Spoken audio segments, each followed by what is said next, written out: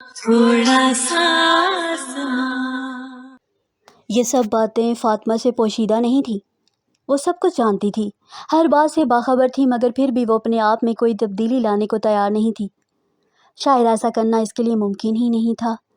جس طرح وہ اپنے چھوٹے قد کو لمبا نہیں کر سکتی تھی، جس طرح وہ اپنے ٹیڑھے میڑھے دانتوں کو ہموار نہیں کر سکتی تھی، جس طرح وہ اپنے کو تیار جیسے سیاہ چہرے کو اجلا نہیں کر سکتی تھی، جس طرح وہ اپنے دائیں بازو کو ٹھیک نہیں کر سکتی تھی، بالکل اسی طرح وہ اپنی زبان کی تلخی کو بھی کم نہیں کر سکتی تھی۔ ختم کرنا تو شاید ناممکنات میں سے تھا۔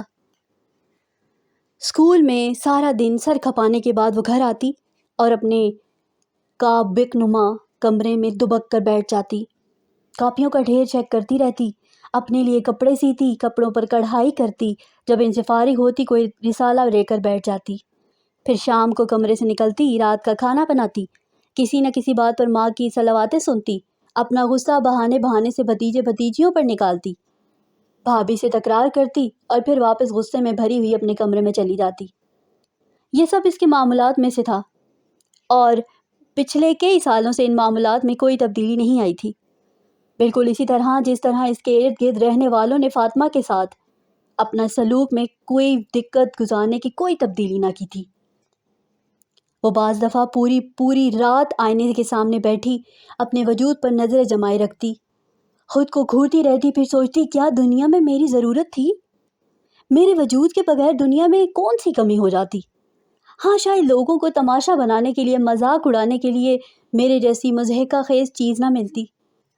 وہ ایک زہریلی مسکراہٹ کے ساتھ سوچتی، پھر اپنے آپ کا گاہک جیسے تنگ کمرے میں پھرنے لگتی۔ کیا اللہ مجھے بتا سکتا ہے کہ اس نے دنیا میں میرے لیے سزا کے علاوہ کیا رکھا ہے؟ ذلت کے علاوہ اور کیا مخصوص کیا ہے؟ کیا خدا بتا سکتا ہے اس نے میرے جیسے بیکار اور ناکارہ وجود کو دنیا میں کون سے انقلاب کے لیے پیدا کیا ہے؟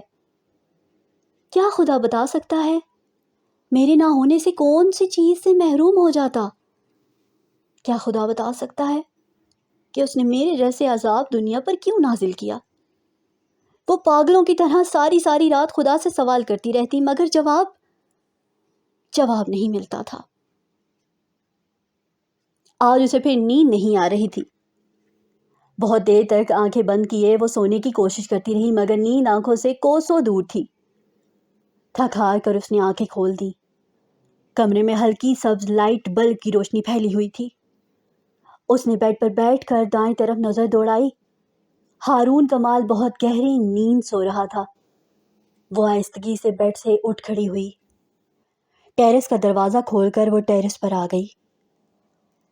ہر طرف عجیب سا سکوت چھایا ہوا تھا۔ وہ ٹیرس سے نیچے لان میں جھانکنے لگی۔ پورا لان دھندیا چاندنی میں نہایا ہوا تھا۔ فضا میں مختلف پھولوں کی مہک محسوس ہو کی جا رہی تھی۔ اس نے چند گہرے سانس لے کر اس مہک کو اندر تک اتارنے کی کوشش کی، پھر وہ آہستہ آہستہ ٹیرس پر ٹہلنے لگی۔ رات کی خوبصورتی اور فسون نے اس کی بے چینی اور اضطراب میں اور اضافہ کر دیا تھا۔ چند منٹ وہ وہیں بیٹھی رہی اور پھر ایک دم جیسے گھبرا کر اندر کمرے میں آ گئی۔ ہارون ابھی بھی اسی طرح پرسکون انداز میں سویا ہوا تھا۔ وہ کچھ دیر اپنے بیڈ پر بیٹھ کر عجیب سی نظروں سے اسے دیکھتی رہی، پھر اس نے گہری سانس لے کر بیڈ سائڈ ٹیبل کی اوپری دراز کھولی اور سلیپنگ پلز کی شیشی نکال لی۔ وہ ہتھیلی میں گولی لیے گلاس میں پانی اڈے رہی تھی جب اس نے ہارون کی آواز سنی۔ کیا بات ہے شائستہ، نیند نہیں آ رہی؟ اس نے ہاتھ روک کر پیچھے مڑ کر دیکھا۔ وہ اپنے بیڈ پر اٹھ کر بیٹھ چکا تھا اور ٹیبل لیمپ آن کر رہا تھا۔ شائستہ نے گردن موڑ لی۔ نہیں، پتہ نہیں کیوں نیند نہیں آ رہی، اس نے پانی کے ساتھ گولی نگلتے ہوئے کہا۔ تمہاری طبیعت تو ٹھیک ہے نا؟ ہارون کے لہجے میں کچھ فکر مندی جھلکی تھی۔ اس کے چہرے پر ایک بے جان مسکراہٹ ابھری۔ ہاں میں ٹھیک ہوں، مگر پتہ نہیں اب اکثر رات کو نیند کیوں نہیں آتی۔ تم نے ڈاکٹر سے چیک اپ کروایا؟ ہاں، ڈاکٹر کہتے ہیں سب کچھ نارمل ہے، صرف ایگزائٹی ہے، وہ تھکے لہجے میں کہتے ہوئے بیڈ کے کراؤن سے ٹیک لگا کر بیٹھ گئی۔ کس چیز کی بے چینی ہے؟ کیا تمہیں کسی چیز کی ضرورت ہے؟ یا پھر تم پریشان ہو؟ وہ ہارون کی بات پر چپ رہی، بس خالی خالی نظروں سے سامنے نظر آنے والی کھڑکیوں کو دیکھتی رہی۔ شائستہ، کیا تمہیں کوئی پریشانی ہے؟ ہارون نے اس بار بہت نرم آواز میں پوچھا تھا۔ نہیں، کوئی پریشانی نہیں ہے، مجھے بھلا کس چیز کی پریشانی ہو سکتی ہے؟ اس کی آواز بہت کھوکھلی تھی۔ ہارون نے اس کے چہرے کو غور سے دیکھا، یوں جیسے وہ اس کے چہرے پر کچھ تلاش کرنا چاہتا تھا۔ کس چیز کی ضرورت ہے تمہیں؟ جیولری کی، روپے کی، کسی نئی گاڑی کی، یا پھر فورن ٹور کی؟ کچھ چاہیے تمہیں؟ ہارون نے عجیب سی آواز میں اس سے پوچھا تھا۔ اس بار شائستہ نے اس کے چہرے پر کچھ ڈھونڈنے کی کوشش کی، مگر وہ پھر مایوس رہی۔ اس نے بے جان انداز میں سر ہلا دیا۔ مجھے کسی چیز کی ضرورت نہیں، سب کچھ تو ہے میرے پاس۔ جیولری سے بھرے ہوئے ہیں، بینک اکاؤنٹ میں کتنا روپیہ ہے مجھے یاد ہی نہیں، بہت سی گاڑیاں ہیں، باہر بھی بہت دفعہ جا چکی ہوں۔ اب اس میں سے کسی بھی چیز کی اس وقت ضرورت نہیں ہے، نہ ہی ان میں سے کوئی چیز مجھے پریشان کر رہی ہے۔ ان چیزوں میں اتنی طاقت نہیں ہے یہ مجھے پریشان کر سکیں۔ وہ جیسے خود کلامی کر رہی تھی۔ ہارون اس کے چہرے کو غور سے دیکھتا رہا۔ میں جانتا ہوں تمہیں کیا چیز پریشان کر رہی ہے۔ کیا چیز ہے جو سونے نہیں دیتی؟ شائستہ نے چونک کر اس کی طرف دیکھا۔ دونوں کی نظریں ملیں، پھر دونوں نے ایک دوسرے سے نظریں چرا لیں۔ کمرے میں کچھ دیر خاموشی رہی، پھر اس خاموشی کو ہارون نے توڑا۔ شائستہ، وہ سب کچھ بھول جاؤ، اب بہت وقت گزر رہا ہے، ماضی کو یاد کرنے سے کچھ نہیں ہوگا۔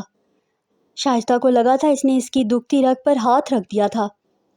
ہارون، بھولتا آسان نہیں ہے، بھولنا ہی تو آسان نہیں ہوتا۔ وہ ایک بار پھر خود کلامی کرنے لگی تھی۔ کیوں آسان نہیں ہوتا؟ وہ سب کچھ اتنا اہم نہیں ہے کہ تمہیں اسے بھولنے میں وقت لگے۔ زندگی میں ایسی ایسی چیزیں ہوتی رہتی ہیں، وہ بھی ایسی ہی ایک عام بات تھی، مگر پتہ نہیں تمہیں کیوں اس کو اتنا بڑا ہنوز بنا کر دماغ پر سوار کر لیا ہے۔ اس بار ہارون کی آواز میں جھنجھلاہٹ تھی۔ شائستہ اس کا چہرہ دیکھنے لگی، پھر اس نے مدھم آواز میں کہا، وہ معمولی بات نہیں تھی ہارون، وہ بالکل بھی معمولی بات نہیں تھی۔ ہارون بے تاثر چہرے کے ساتھ کچھ دیر اسے دیکھتا رہا، پھر اس نے کہا، اچھا تو پھر کیا کیا جائے؟ اگر وہ معمولی بات نہیں تھی تو تمہیں بار بار ماضی کو کریدنے سے کیا ملتا ہے؟ ماضی پرست کیوں ہو تم؟ مستقبل کے بارے میں کیوں نہیں سوچتی؟ آج کے بارے میں کیوں نہیں سوچتی؟ اس طرح ماضی لے کر کیوں بیٹھ جاتی ہو؟ یہ چیز اہم ہے، وہ نہیں، یہ چیز معمولی ہے، وہ نہیں۔ کیا تم ان سب باتوں سے باہر نکل نہیں سکتی؟ ساری عمر کیا تم کنویں کے مینڈک کی طرح ایک ہی جگہ اچھلتی رہو گی؟ یہ تھرڈ کلاس سوچیں تمہارے جیسی عورتوں کو زیب نہیں دیتی۔ تم کل کی عورت نہیں ہو، آج کی عورت ہو۔ آج میں جینا سیکھو، اپنے وجود کو ان ماضی کے پھندوں اور یادوں سے نکال لو۔ کم از کم میرے ساتھ رہتے ہوئے تو تمہیں ان سب چیزوں سے جان چھڑا لینی چاہیے۔ فضول باتوں پر راتوں کو جاگنا اور دوسروں کی نیند خراب کرنا، یہ کام تمہارے لیے نہیں ہے۔ یہ مڈل کلاس کی چادر اور چار دیواری میں قید عورتوں کے لیے ہیں۔ انہی کے لیے رہنے دو۔ تم مسز ہارون کمال ہو، شہر کے ایک بزنس مین ٹائکون کی بیوی، ایک اعلیٰ تعلیم یافتہ عورت، ایک دنیا جس کی دیوانی ہے، ایک دنیا جس کی اسیر ہے۔ تمہارے پاس اتنا وقت کہاں سے آ جاتا ہے کہ تم اسے ماضی کے ڈراؤنے خواب کے بارے میں سوچنے لگو؟ وہ پتہ نہیں اسے کیا سمجھانے کی کوشش کر رہا تھا۔ اس کا ہر لفظ اس کے اضطراب کو بڑھا رہا تھا۔ وہ اس کی باتوں سے شرمندہ نہیں ہوئی تھی۔ میں کوشش کرتی ہوں ہارون، میں سب کچھ بھول جاؤں، لیکن یہ سب آسان نہیں ہے۔ میں ماضی کے بارے میں نہیں سوچتی، ماضی مجھے سوچتا ہے۔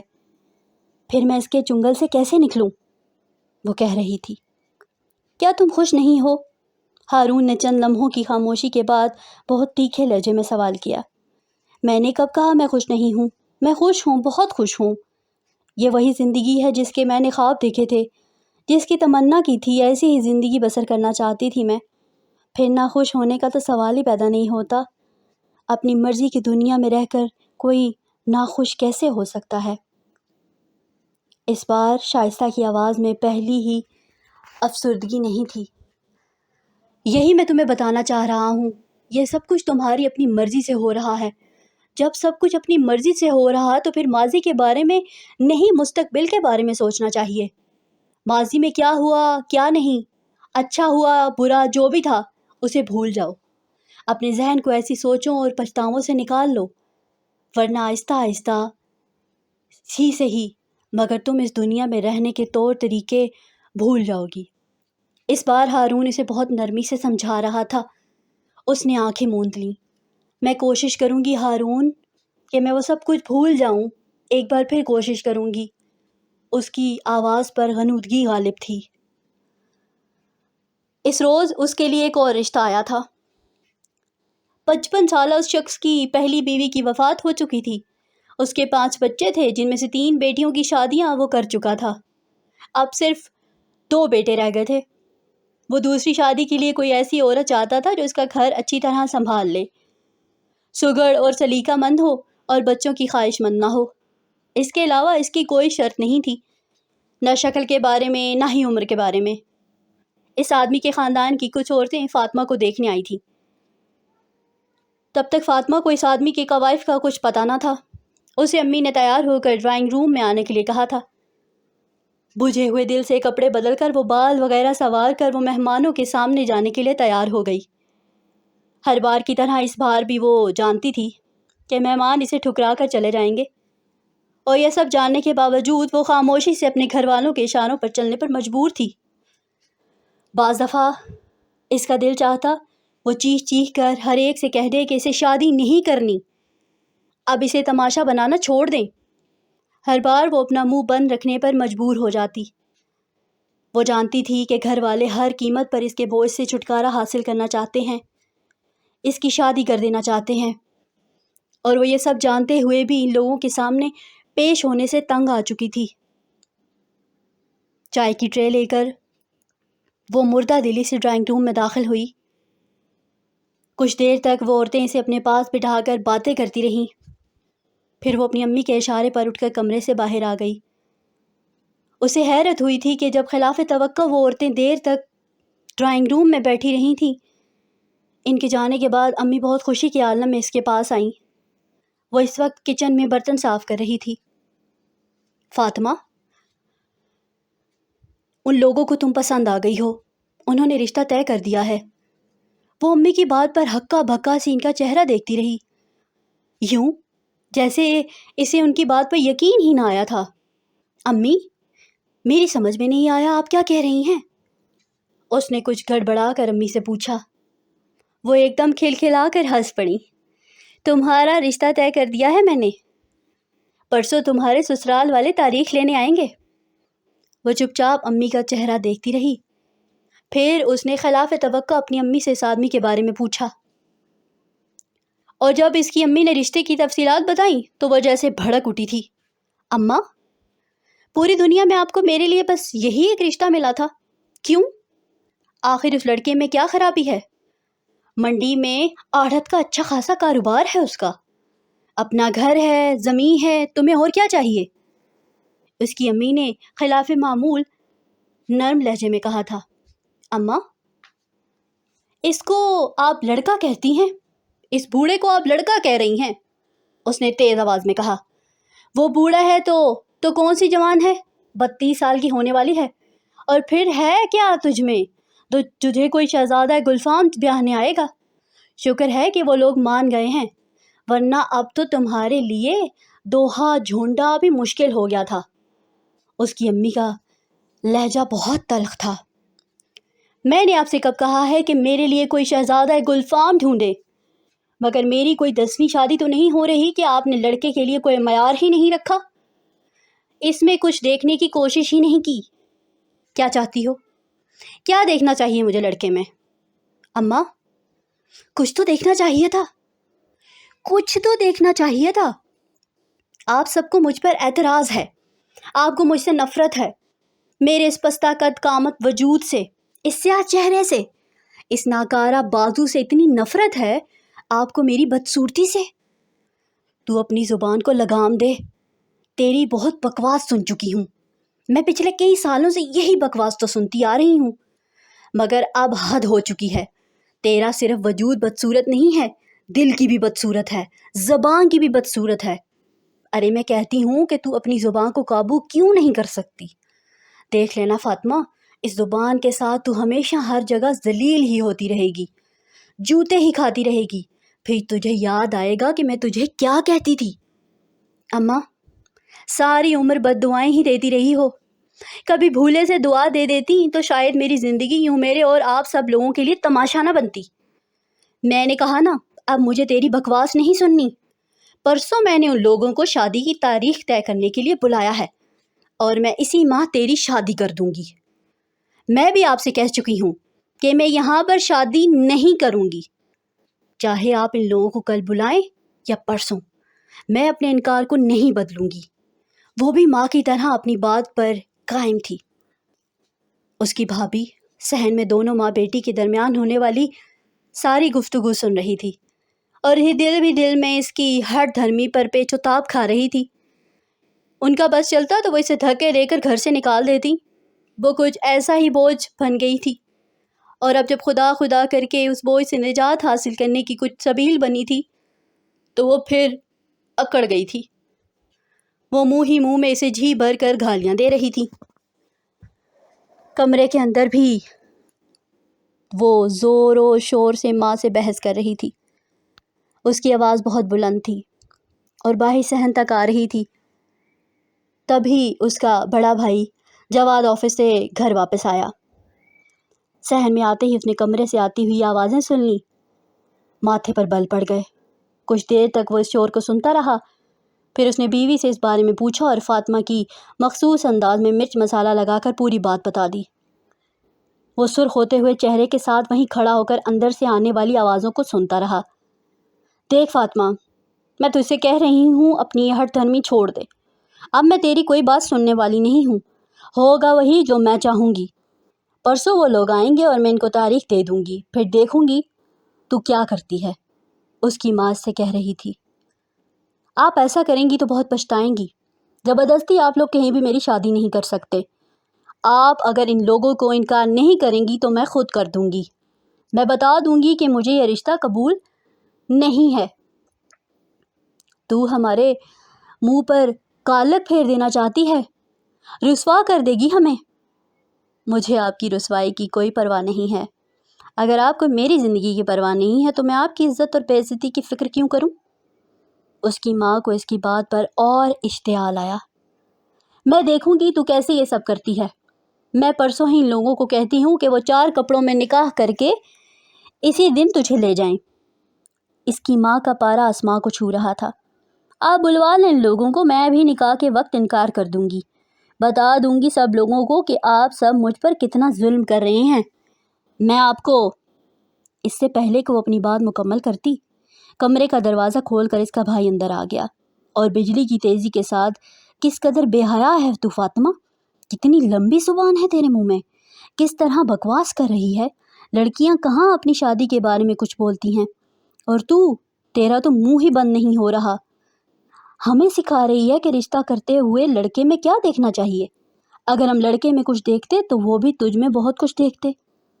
ہے تجھ میں کچھ ہے؟ کوئی مرد کسی مجبوری کے بغیر تجھ سے شادی پر تیار ہو جائے، پتا ہے کچھ؟ اس کی امی اب تانوں پر اتر آئیں۔ اس کی آنکھوں میں نمی آ گئی۔ ہاں، کچھ نہیں ہے مجھ میں۔ تو پھر رشتے تلاش کیوں کر رہی ہیں؟ رہنے دیں، جہاں 32 سال روتے دھوتے گزار لیے ہیں وہاں باقی زندگی بھی گزار لوں گی۔ کیوں؟ ہم تمہیں ساری عمر اپنے گلے میں کیوں لٹکائیں پھریں؟ تم چاہتی ہو ساری عمر تمہارا بھائی تمہارا بوجھ اپنے سر پر لادے رکھے؟ نہ بی بی، یہ نہیں ہو سکتا۔ تمہارے لیے رشتہ ڈھونڈ لیا ہے، اب تم بیاہ کر کے اپنے گھر جاؤ، ہماری جان چھوڑو۔ اس کی امی نے جھنجھلاتے ہوئے انداز میں اس کے سامنے ہاتھ باندھ دیے۔ میں نے آپ سے کہہ دیا ہے، مجھے اس شخص سے شادی نہیں کرنی۔ آپ میرے لیے کوئی اچھا رشتہ نہیں ڈھونڈ سکتی ہیں، نہ ڈھونڈیں، بس اس تماشے کو ختم کر دیں۔ فاطمہ ان کی اس حرکت پر ایک بار پھر غصے میں آ گئی تھی۔ شادی تو تمہاری اگر ہوگی تو یہیں ہوگی، کوئی اور رشتہ میں تو نہیں ڈھونڈوں گی۔ اتنی ہمت نہیں ہے مجھ میں، اور شادی بیاہ کے فیصلے کرنا ماں باپ کا کام ہوتا ہے، औलाद का नहीं। हमने तुम्हारे सब बहन भाइयों की शादियां अपनी मर्जी से की हैं। मजाल है किसी से पूछा भी हो। और तुम में इतनी हिम्मत कहाँ से आ गई है कि अपनी शादी के बारे में राय देने उठ खड़ी हुई हो। मेरा जहाँ जी चाहेगा मैं तुम्हें ब्याह दूंगी, देखूंगी तुम करती क्या हो। उसकी माँ ने जैसे अपना फैसला सुना दिया। बहन भाई इसलिए कुछ नहीं बोले थे क्योंकि आपने इन सब की शादियां बहुत देखभाल कर की थी, बहुत कुछ देखा था उनके रिश्ते तय करते हुए। मेरे लिए तो आप इतनी सी जहमत करना भी नहीं चाह रही, बस घर से निकाल देना है। मुझे सर से बोझ की तरह उतार कर फेंक देना चाहती हैं। मैं कैसे चुप रहूं? वो बात करते करते आप दीदा हो गई। तुम्हारे साथ कोई नाइंसाफ़ी नहीं हो रही। तुम्हें वही मिल रहा है जो तुम्हारी किस्मत में है। तुम्हारे बहन भाइयों को वो मिला था जो उनकी किस्मत में था, और शायद तुम्हें जो कुछ मिल रहा है वो भी तुम्हारी औकात से ज़्यादा है। पिछले कई सालों से तुमने हमारे घर को जहन्नुम बनाकर रख दिया है। अब तुम्हें बर्दाश्त करने का हौसला नहीं रहा मुझ में, ना किसी और में। इसलिए बेहतर है कि तुम इस रिश्ता के लिए हाँ कर दो। मैं इस रिश्ता के लिए कभी हाँ नहीं करूँगी अम्मा, मैं इस रिश्ते के लिए कभी हाँ नहीं करूँगी। सारी उम्र आपने मुझे तमाशा बना कर रखा है। सारी उम्र मुझे बोझ कहती रही। मैं आपके सर पर दुनिया का वाहिद बोझ हूँ क्या? आपसे लेती क्या हूँ मैं? मांगा क्या है मैंने आपसे? पिछले 32 साल में आपने मेरे लिए क्या किया है, क्या दिया है? आपने तो मुझे कभी मोहब्बत तक नहीं दी। किसी और चीज़ की तो बात ही क्या। मैंने आपके लिए क्या कुछ नहीं किया। 32 साल इसी तरह गुजारे जिस तरह आप सब चाहते रहे, वही करती रही जो आप सब कहते रहे। जब से मैंने मुलाजमत की है कभी आपसे 1 रुपया नहीं लिया। और अम्मा, पिछले 12 साल से मैं मुलाजमत कर रही हूँ। 12 साल से आपको मेरे लिए 1 रुपया खर्च नहीं करना पड़ा। फिर भी आप सब मुझसे खुश नहीं हैं। फिर भी वो इसकी तरफ आया और इसी तेज़ी के साथ उसने फातिमा के मुंह पर थप्पड़ खींच मारा। क्या करोगी तुम? बोलो क्या करोगी तुम? समझती क्या हो तुम अपने आप को? बला की तरह पिछले 32 सालों से हमें चिमटी हुई हो और अब भी जान छोड़ने पर तैयार नहीं। तुम्हें इस ख़ानदान की इज्जत का ख्याल नहीं है तो इस घर में क्यों रहती हो? दफ़ा हो जाओ अपनी ये मनहूस शक्ल इस घर से लेकर। इसने बात करते करते इसके मुंह पर 2 और थप्पड़ मार दिए। फातिमा ने इसका हाथ पकड़ने की कोशिश की थी, ना इसके सामने से हटने की कोशिश की थी। इसकी माँ ने बेटे को पीछे हटाने की कोशिश की लेकिन इसने माँ का हाथ झटक दिया। आज मुझे छोड़ दें अम्मा, मैंने बहुत बर्दाश्त किया है इसकी बदजुबानी को। पूरे घर को इसने एक अजाब में डाल रखा है, लेकिन अब मैं बर्दाश्त नहीं कर सकता। या ये इस रिश्ता को कबूल करेगी या फिर यहाँ से दफ़ा हो जाए। इस घर में इस बला के लिए कोई जगह नहीं है। मेरी अपनी औलाद बड़ी हो रही है, मैं इनकी जिम्मेदारियाँ उठाऊँ या इसे सर पर लादे फिरूँ? वो बुलंद आवाज़ में दहाड़ा। वो हाथ लहरा लहरा कर अंगार से फेंक रहा था। फातिमा जैसे सकते के आलम में फटी फटी आंखों से उसे देख रही थी। जिंदगी में पहली बार इसके भाई ने इस पर हाथ उठाया था, वो भी किस बात पर? इसे लग रहा था जैसे इसने थप्पड़ नहीं मारे बल्कि इसके वजूद को जिंदा ज़मीन में गाड़ दिया था। वो अब भी चिल्ला रहा था, मेरा दिल चाहता है मैं तुम्हारी ज़ुबान काट दूं या फिर तुम्हें ही कत्ल कर दूं ताकि तुमसे निजात तो मिले। सारे जहां के अजाब मेरे लिए ही रह गए हैं। वो कतरा कतरा जहर इसके कानों में टपका रहा था। लेकिन अब बहुत हो चुका। मैंने पूरी दुनिया का ठेका नहीं लिया है। इस घर में जिसको रहना है वो मेरे तरीके से रहेगा, और यहाँ नहीं रहेगा वो तुमसे भी साफ साफ कह रहा हूँ। जहाँ अम्मा तुम्हारी शादी की बात तय कर रही हैं वहाँ इन्हें बात तय करने दो, और अगर तुमने इनकी बात ना मानी तो फिर तुम्हें यहाँ रहने की भी ज़रूरत नहीं है। अपना सामान लेना और यहाँ से निकल जाना, जहाँ चाहे चली जाना, बस दोबारा मुझे नज़र ना आना। मैं तुम्हारे वजूद को बर्दाश्त नहीं कर सकता। देखा, मैं समझाती थी ना तुझे कि इस ज़ुबान पर काबू रख, वरना ये तुझे हर जगह जलील करवाएगी। तसल्ली हो गई बेहया? अब भाई के हाथों पिट कर क्या सोचता होगा वो मेरे बारे में कि मैं एक लड़की पर काबू नहीं रख सकती। भाई के जाने के बाद अब अम्मा शुरू हो गई थी, मगर वो अब बिल्कुल खामोश थी, कुछ नहीं बोल रही थी। बोलने के लिए कुछ बचा ही नहीं था। मैंने तुझे पहले ही बता दिया था कि सब लोग तो इनसे तंग आ चुके हैं। हमारा बस चले तो हम आज तुझे इस घर से निकाल दें। तूने हमारी ज़िंदगी को अजाब बना रखा है। जवाद ने तो बहुत सब्र किया है, आज तक तुझ पर हाथ नहीं उठाया, वरना जिस तरह तू मुझसे और इसकी बीवी से ज़बान चलाती रहती है, कोई और होता तो कब का तुझे घर से निकाल चुका होता। اماں کا فصیحتہ اب بھی جاری تھا۔ وہ اب بھی چپ تھی۔ وہ اب بھی اسی دروازے کو دیکھے جا رہی تھی جہاں سے جواد گیا تھا۔ پرسوں وہ لوگ آئیں گے، میں انہیں تاریخ دے دوں گی اور کہہ دوں گی کہ بس 10-12 لوگ آ کر سادگی سے نکاح کریں اور تمہیں لے جائیں۔ کسی دھوم دھڑکے کی ضرورت نہیں ہے۔ ہم نے لوگوں کو اکٹھا کیا تو تمہارے سارے پور پہلے ہی تمہارے سسرال والوں کے سامنے کھل جائیں گے اور ہماری رسوائی ہوگی۔ اچھا ہے چپ چپاتے سارا کام ہو جائے۔ اماں کہتی جا رہی تھی۔ اس نے چہرے کو ڈھانپ لیا تھا۔ اس نے اب بھی کچھ نہیں کہا تھا۔ بعض دفعہ خاموشی کے بڑے فائدے ہوتے ہیں۔ یہ آپ سے بڑے بڑے فیصلے لمحوں میں کروا دیتی ہے، وہ فیصلے جو ویسے کرتے کرتے شاید بہت وقت لگ جائے۔ ہاں تم ٹھیک کہہ رہی ہو، ہمیں اس بار پاکستان جا کر عنبر اور صبغہ کی نسبت ضرور طے کر دینی چاہیے۔ خاندان میں بہت کم اچھے رشتے ہیں اور کچھ وقت اور گزارا تو پھر وہ رشتے بھی نہیں رہیں گے۔ پورے خاندان میں ہمیں کوئی اچھا رشتہ نہیں ملے گا، اور خاندان سے باہر شادی کرنا، اور وہ بھی بیٹی کی، تو بہت ہی مشکل کام ہے۔ کم از کم میرے خاندان میں تو اس ہنگامہ بچ جائے گا، لیکن ابھی بھی وقت نہیں گزرا ہے۔ اچھا کیا تم نے اس بات کا ذکر کیا مجھ سے۔ اس بار پاکستان جا کر مسئلہ بھی حل کر ہی لیں گے۔ ویسے تمہارا کیا خیال ہے، عنبر اور صبغہ کے لیے خاندان میں کون سے لڑکے سب سے موزوں ہوں گے؟ منصور علی اس رات کافی فکر مندانہ میں منزہ سے بات کر رہے تھے۔ اگلی دوپہر کو ان کی فلائٹ تھی اور سامان کی پیکنگ کے بعد منزہ حسب عادت سونے کے بجائے ان کے پاس بیٹھ گئیں، اور پھر انہوں نے پہلی بار انہیں اپنی مستقبل کی ذمہ داریوں کا احساس دلایا جو عنبر اور صبغہ کی صورت میں ان کے کندھوں پر تھی۔ وہ کافی دنوں اس بارے میں سوچ رہی تھی اور حیرت بھی تھی کہ ایسے خاندان میں جہاں بچوں کی پیدائش کے ساتھ ہی ان کے مستقبل کی بھی فیصلہ کر دیا جاتا ہے، وہاں عنبر اور صبغہ کی پیدائش سے لے کر اب تک انہیں یا منصور علی کو اس بات کا خیال کیوں نہیں آیا، اور اب وہ اپنی پریشانی کو منصور علی کے ساتھ شیئر کر رہی تھیں۔ منصور علی کے سوال پر وہ کچھ دیر تک سوچتی رہیں۔ دیکھیں، خاندان میں رشتے تو بہت سے ہیں، بہت سے بچے ایسے ہیں جن کے بارے میں ان کے والدین ابھی کچھ طے نہیں کیا۔ مسعود بھائی کے بیٹے ہیں، ثریا کا بیٹا ہے، پھر آمنہ کے بچے بھی ہیں، خاندان میں کچھ اور بھی بچے ہیں۔ اب یہ تو آپ طے کرنا ہے کہ کہاں عنبر اور صبغہ سب سے زیادہ خوش رہ سکیں گی۔ کچھ دیر سوچنے کے بعد منزہ نے بڑی رسانیت سے شور سے بات کرتے ہوئے آخری فیصلے کا حق انہیں سونپ دیا۔ پھر بھی تمہاری بھی تو کوئی رائے ہوگی، تمہیں بھی تو بتانا چاہیے کہ کون سے گھر ہماری بیٹی کے لیے سب سے مناسب رہیں گے۔ میں اکیلا تو ایسے فیصلے نہیں کر سکتا، یہ بہت نازک معاملات ہوتے ہیں، ساری زندگی کا دار و مدار ہوتا ہے فیصلوں پر۔ صرف ایک شخص اپنے بلبوتے پر ایسے فیصلے نہیں کر سکتا، بلکہ کسی کو کرنے چاہیے بھی نہیں۔ میں بھی اپنی اولاد کے بارے میں ہر فیصلہ خود نہیں کرنا چاہتا ہوں کہ تم بھی اس معاملے میں میری مدد کرو۔ منصور علی نے انہیں سمجھانے کی کوشش کی۔ اگر آپ میری رائے چاہتے ہیں تو فی الحال تو میری اس معاملے میں کوئی رائے نہیں ہے۔ میں نے عنبر اور صبغہ کے رشتوں کے بارے میں ضرور سوچا ہے، لیکن خاندان کے لڑکوں پر ابھی غور نہیں کیا۔ لیکن میرا خیال ہے ہمیں مسعود بھائی کے بیٹوں کے لیے ان سے بات کرنی چاہیے۔